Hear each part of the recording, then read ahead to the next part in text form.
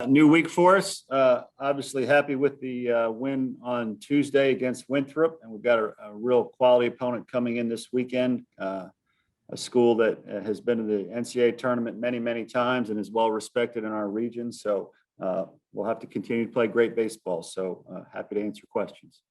And we'll start with Dave. Hey, Mark, thanks for doing this. You mentioned Mercer's reputation. They've, won a whole lot of games over the past decade, but I believe they're coming off a weekend where they got swept by Southern Illinois. Have you talked with the guys about the danger of playing a hurting team?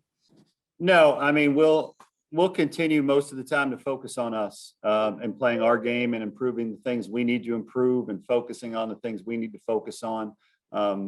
Much like last week against Clemson, I didn't want our guys to get overwhelmed with the team in the other dugout. I want them to focus on what we do.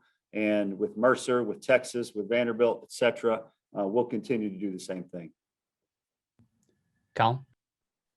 Hey, Mark, I'm curious what's the injury update with Jeff Heinrich and maybe Wes Sweat, and how do you balance managing those injuries, knowing you want them to be able to make an impact, but knowing that there's 10 or 11 more series to go?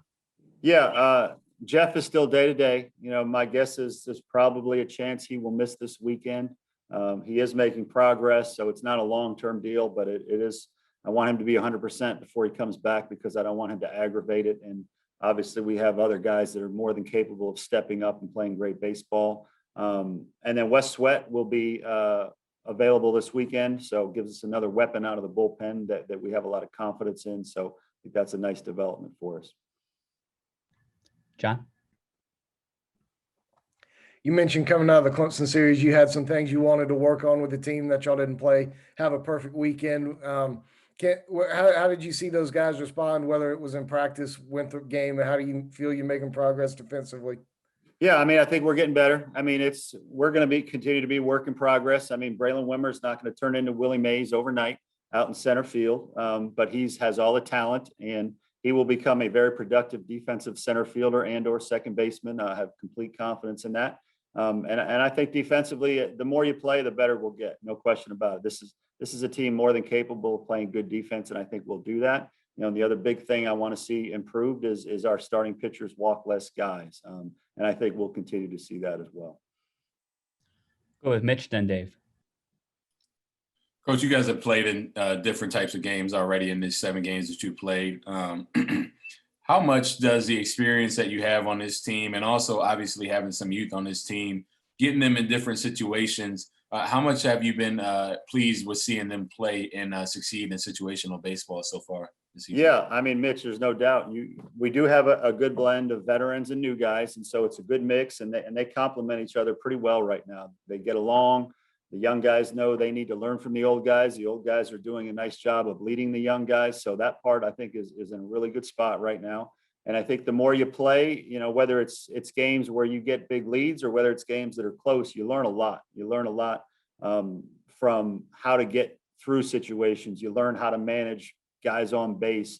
The good thing about when we have some games that become games, where there's big discrepancy in the score, that allows us to get the young guys experience. The other night, we got a ton of guys in the game, both on the mound and in the lineup. So you learn from every game, whether it's a close game, you learn how to try to win those games. And in the bigger games, you learn by getting guys in the lineup and you give them opportunities to show if their role should get bigger. So each game at this point, we're getting a lot out of. Go to Dave. Mark, you mentioned Braylon. Do you like him at second this weekend in relief of Heinrich? Well, we have, obviously Wimmer can play there, but also Joe Satterfield did a nice job the other night with his start. So we have options, and again, I look at how our guys are doing against lefties versus righties. I look at how the opposing pitcher does against our lefties and our righties. So we look at a lot of things before we make out a lineup. Again, we just try to put guys in positions where they have their best chance to be successful. And then I try to, put that puzzle together so that it gives our team the best chance for success. Colin? Mark, I wanted to ask about Joe. Just what did you see from him on Tuesday night against Winthrop? But what kind of bat does he give you in terms of just being a switch hitter that you can kind of plug and play anywhere into that lineup? Yeah, he gives you a nice, mature, professional approach.